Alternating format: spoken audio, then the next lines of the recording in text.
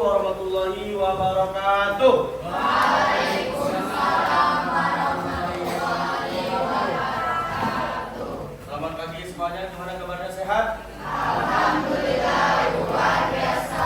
Allahu Akbar. Sudah berdoa? Oke, silakan buka kelas atau berdoa terlebih dahulu.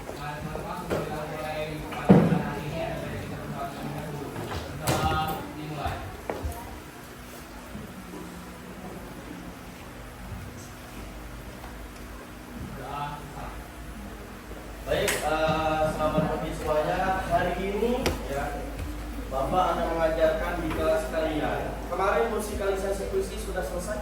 Sudah. Sebelum kita belajar, Bapak akan mengecek kehadiran dalam terlebih dahulu.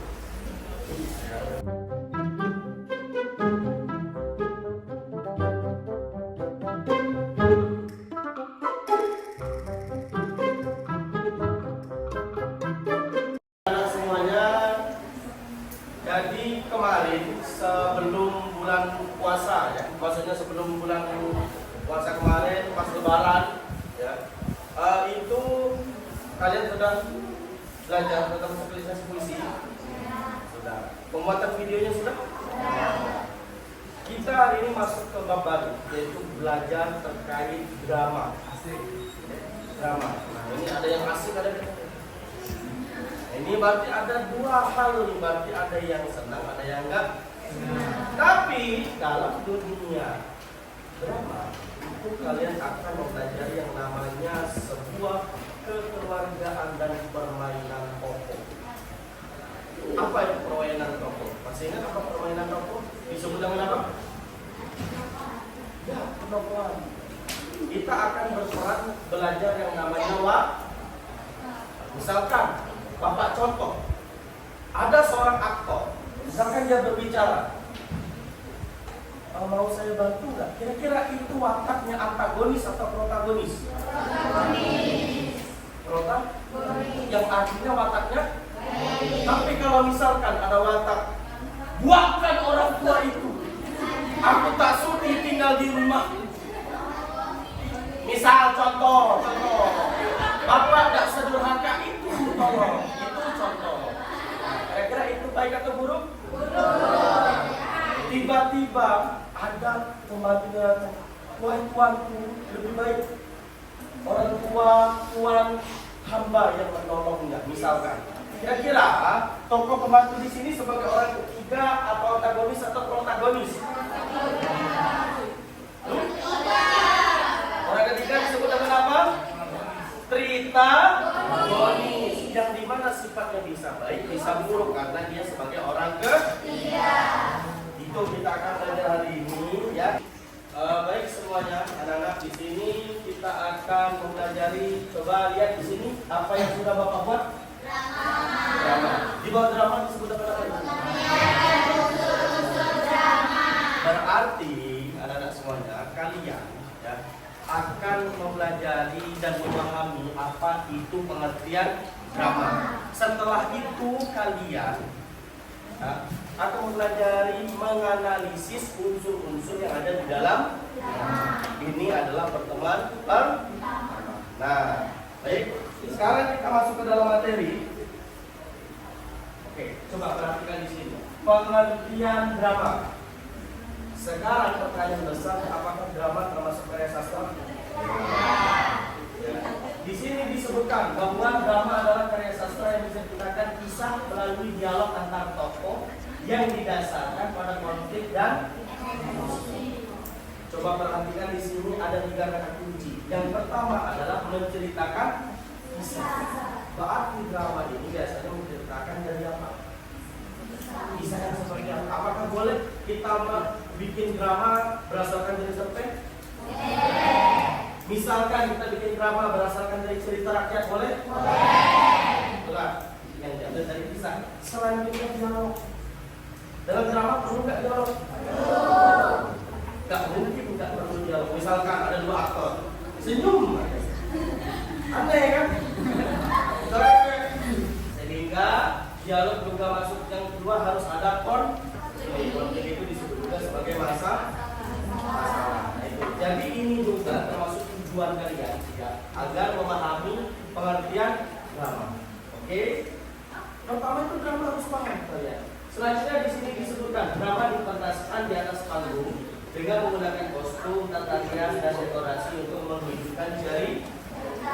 Ya, biasanya drama itu dilakukan di atas panggung. Ya, kalau misalkan kita seperti sekolah kita nggak ada gedung, gimana Pak? Boleh ya kita bikin di kelas gitu. Tapi misalkan sedikit disayangkan karena fasilitas di sekolah kita nggak ada gedung serbaguna ya. Biasanya kalau misalkan ada panggung, ada gedung itu enak sekali. Kenapa? Karena kita bisa melakukannya satu kelas gitu. Coba bayangkan kalian ada 38 kan? 37 naik di atas. Misal kita ambil aktornya 10, adegannya lagi perang. Allahu Akbar. Suku biru merah. Wah, bola kedua kawan belakang. Enggak kenal, nggak bisa. Nah, jadi dibutuhkan panggung yang kostum. Perlu nggak? Perlu. Biar kita tahu mana yang raja, misalkan mana yang pembantu. Bisa biar kita tahu juga yang mana prajurit, mana raja. Itu gunanya kostum. Terus tata rias penting? Apa guna tata rias? Ya, misalkan contoh, perlu nggak seorang raja wajahnya di tata rias ada ping-ping?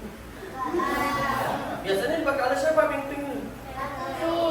Oh, ratu, ya Allah. Enggak, kalau dalam drama biasanya tergantung ya ceritanya seperti apa. Biasanya yang pakai bisa dikatakan tata riasnya yang menor itu biasanya untuk pembantu, atau mungkin pernah kalian dengar kalau misalkan cerita di Sumatera Selatan ada namanya kadam. Apa itu Pak? Kadam itu.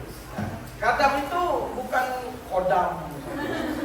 Kadam itu anak-anak yang dia itu seperti pembantu di sebuah kerajaan, tapi peran mereka tuh yang bikin lucu dalam cerita. Nah, itu kan pembantu ini kan biasanya kita lihat ada yang memang real pembantu yang babu. Nah, ada juga pembantu yang bisa kita katakan bahwa sekarang ini julid.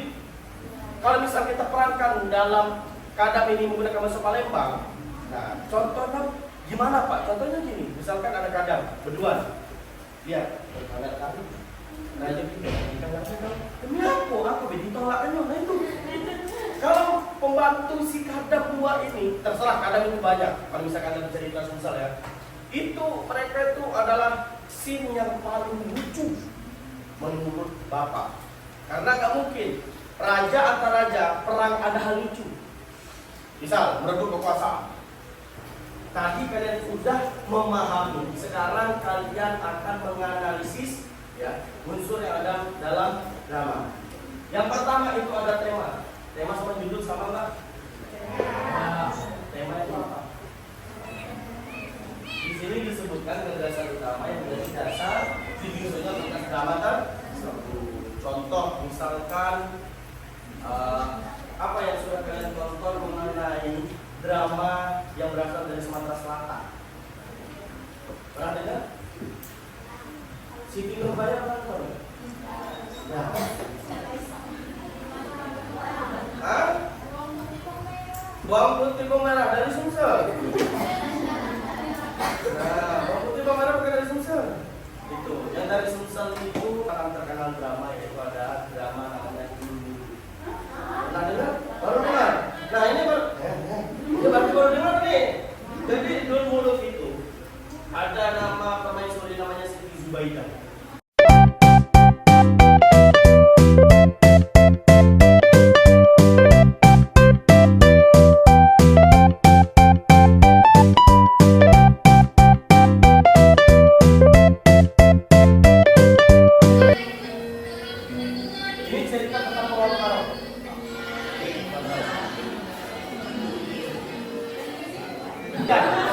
Ini tiba-tiba nari kan? Tiba-tiba nari. Berarti kalau ada sinari dalam cerita Sumatera Selatan, ini jadi tentang apa tadi? Pulau? Berarti ini biasanya di mana? Latarnya? Pesta atau di dalam kerajaan. Ini narator, ya, yang tukang bercerita. Siapa nama pemeran tokoh? Siapa? Kita tahu, pasti nama tokohnya Tambu. Dan kita lihat tadi ada sudah berapa yang kita lihat secara unsur ada dua. Latar dengan nama tokoh. Kita lanjut, ini kira-kira bagian apa? Lihat.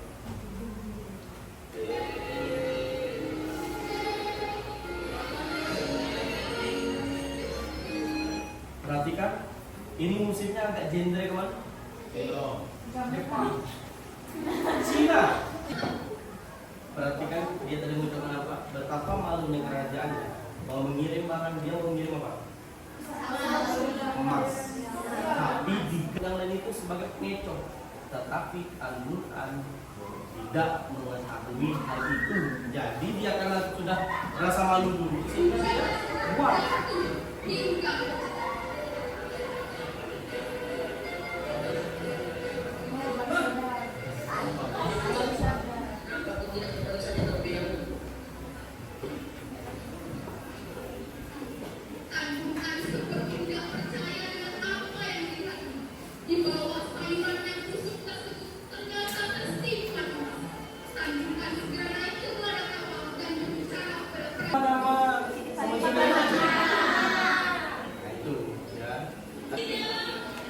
Kira-kira Siti Fatimah seperti ini kenapa? Sedih kenapa? Hari ini kita sudah mempelajari ada terkait dua hal, yaitu belajar terkait apa? Pengertian drama dengan unsur drama. Nah, dari cerita yang Bapak tampilkan di sini tentang Pulau Kemarau, tadi tokohnya ada berapa? Tokoh utamanya banyak ya. Tokoh utamanya tapi ada dua. Siapa? Tambunan dengan Oke. Latar tempat kerajaan. Nah, gitu ya. Baik, anak-anak. Jadi hari ini kita mempelajari terkait unsur-unsur tadi sudah, pengertiannya sudah. Sekarang Bapak mau bertanya sedikit unsur di dalam dalam drama itu ada bagian alur. Alurnya itu dibagi menjadi 3. Ini bukan yang maju mundur campuran, tapi alur dalam drama itu dimulai dengan apa? Epilog atau prolog? Setelah prolog, dialog terakhir, epilog. Nah, itu ya. Jadi dalam drama itu harus ketiga ini penting di dalam alur cerita. Nah, seperti itu. Jadi tugasnya yang LKPD silahkan dikerjakan secara kelompok. Besok akan kita bahas di hari Jumat, ya. Sekarang Bapak mau bertanya gimana pelajaran hari ini? Senang? Pengen nambah waktu? Belajar drama pengen? Belajar drama. Tapi pengen nambah waktu. Nambah apa ini? Nambah wawasan, ya nggak apa-apa. Ya, karena waktu kita juga sudah habis ya. Jadi pembelajaran kita hari ini cukup sampai di sini. Kita sampai pengertian dan unsur-unsur drama ya.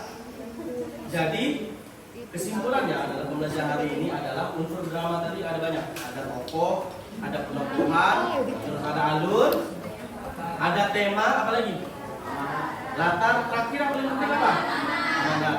Nah, amanat itu apa? Pesan kepada penonton atau kepada pembaca. Baik, ya.